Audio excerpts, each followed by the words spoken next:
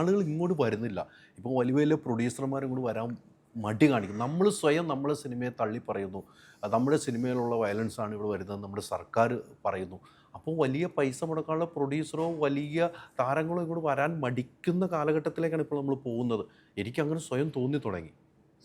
അത് ഒരു ഇവിടെ ഇപ്പോൾ ആരോ എന്നോട് ചോദിക്കണ്ടായി മലയാള സിനിമകളുടെ ബഡ്ജറ്റ് 150 കോടി പോകുന്നു, 200 കോടി രൂപ പോകുന്നു, ഇതൊക്കെ ശരിയാണോ, ഇങ്ങനെയൊക്കെ ചെയ്യാൻ പാടുണ്ടോ? എന്തുകൊണ്ട് ചെയ്യാൻ പാടില്ല? എന്തുകൊണ്ട് മലയാള സിനിമ വലുതായിട്ട് ചിന്തിച്ചുകൂടാ? Why can't it make a bigger film?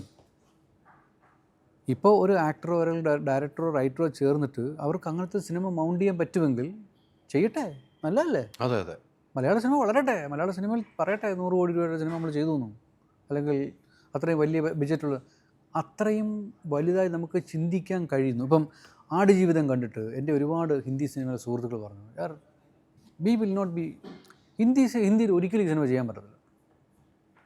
അതായത് നമ്മൾ തുടക്കത്തിൽ ചെന്ന് പറയുകയാണ് ഈ സിനിമ 2.5 വർഷം എടുക്കും ഷൂട്ട് ചെയ്യാൻ, അവർ പോടുമെന്ന് പറയും. ഈ സിനിമയ്ക്ക് ഇത്ര രൂപ ചിലവാകും, ആ ആക്ടറിൻ്റെ മാർക്കറ്റ് വാല്യൂ എത്രയാണ്, അത് ഇത്ര രൂപ, അതിൻ്റെ 3 ഇരട്ടിയാണ് സിനിമയുടെ ചിലവ്. അതിനപ്പുറം 2.5 കോടി, 6 വർഷം എടുത്തു സിനിമ തീർക്കാൻ. ഇത് ഹിന്ദി സിനിമയിൽ പോസിബിളായ കാര്യമല്ല. ഇത് മലയാള സിനിമയിൽ മാത്രമായതുകൊണ്ട് നടന്നതാണ്. അതായത് നമ്മളിപ്പോൾ വലുതായിട്ട് ചിന്തിക്കാൻ തുടങ്ങി. അപ്പോൾ അതിനെ ലിമിറ്റ് ചെയ്യാതെ അവർ ചെയ്യട്ടെ. അത് ലിമിറ്റ് ചെയ്യുന്നതേ ഇപ്പോൾ ഇവിടുത്തെ വലിയ പ്രശ്നങ്ങളാണ്. ലിമിറ്റ് ചെയ്ത് ഇപ്പോൾ വലിയ വിഷയങ്ങളുണ്ടായി, സമരത്തിലേക്ക് വരെ പോകുന്നൊരു കാലത്തിലേക്ക് വന്നു. സിനിമാ സമരം എന്നൊക്കെ പറയും. ഈ പറഞ്ഞ പോലെ വലിയ സിനിമയുടെ വലിയ ബജറ്റ് പറയുമ്പോൾ അത് വിജയിക്കുമോ എന്നുള്ള സംശയം ചില പ്രൊഡ്യൂസർമാർക്ക് വരുന്നു. അങ്ങനെ ചിന്തിച്ച് കഴിഞ്ഞാൽ ഇപ്പോൾ ഈ വലിയ പ്രൊഡക്ഷൻ കമ്പനി കൂടെ വരില്ല. അപ്പോൾ നമ്മൾ തന്നെ മലയാള സിനിമയെ കൊല്ലുകയല്ലേ എന്ന് എനിക്ക് തോന്നുന്നു. അങ്ങനെയല്ലേ നടക്കുന്നത്? ഈ വലിയ വലിയ പ്രൊഡക്ഷൻ കമ്പനി എന്ന് പറയുമ്പോൾ കോർപ്പറേറ്റ്സ് ഇവിടെ വരുന്നതും പ്രശ്നമുണ്ട്. ഇപ്പം എന്തുകൊണ്ട് ഹിന്ദി സിനിമ ഇന്നത്തെ കാലഘട്ടത്തിൽ വർക്ക് ചെയ്യുന്നില്ല, എന്താണ് ഹിന്ദി സിനിമയ്ക്ക് സംഭവിച്ചത്? അത് ഇതേ സംഭവം തന്നെയാണ്. തുടക്കം ഇങ്ങനെ ആയിരുന്നു. അതായത് വളരെ ചെറിയൊരു മാർക്കറ്റിൽ പോയിട്ട് അതിൻ്റെ 3 ഇരട്ടി പ്രൈസ് ജാക്കപ്പ് ചെയ്തിട്ട് ആ ഒരു വാല്യുവേഷൻ ഉണ്ടാക്കുകയാണ്. ഈ വാല്യുവേഷൻ വച്ചിട്ടാണ് ഇവർ സിനിമ ഉണ്ടാക്കുന്നത്. അപ്പം ഈ അടിസ്ഥാനപരമായിട്ടൊന്നുമില്ല, എക്സൽ ഷീറ്റ് ആൻഡ് നമ്പേഴ്സാണ് ഇതിന് കാരണമായിട്ട് നിൽക്കുന്നത്.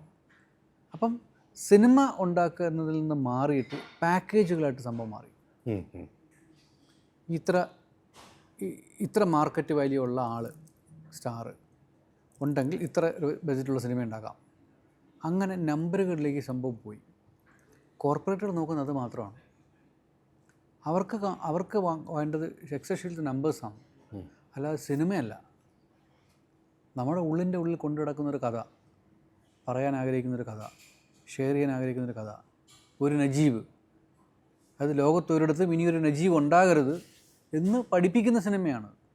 അതാണ് സിനിമ. അതല്ലാതെ എക്സൽ ഷീറ്റിൽ കാണുന്ന നമ്പേഴ്സ് അല്ല സിനിമ. അപ്പം പുറത്തുനിന്ന് ആളുകൾ വരുന്നു എന്ന് പറയുമ്പോൾ അതിനകത്ത് ഡേഞ്ചറുണ്ട്. ആ ഡേഞ്ചർ മനസ്സിലാക്കിക്കൊണ്ട് വേണം നമ്മൾ. ഇപ്പം മലയാള സിനിമയുടെ ഏറ്റവും വലിയ ഗുണം എന്ന് പറഞ്ഞാൽ ഇൻഡിവിജ്വൽ പ്രൊഡ്യൂസേഴ്സാണ്, കോർപ്പറേറ്റ്സ് അല്ല സിനിമ ഉണ്ടാക്കുന്നത്.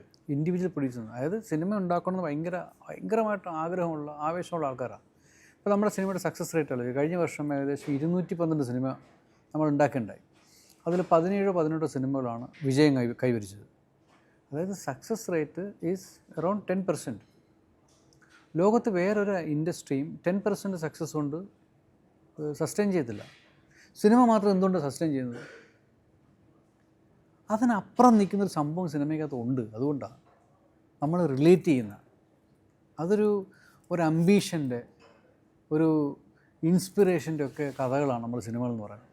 നമ്മളെ സംബന്ധിച്ചുള്ള സിനിമ, ഇന്ത്യക്കാരെ സംബന്ധിച്ചുള്ള സിനിമ ഉണ്ടാക്കുക എന്നുള്ളത്. വാട്സാപ്പ് വഴി ഇംഗ്ലീഷ് പഠിക്കാൻ ഇംഗ്ലീഷ് കഫേ ഉള്ളപ്പോൾ ഇംഗ്ലീഷ് ഒരു വിഷയമേ അല്ല. English cafe, we present you the perfect English.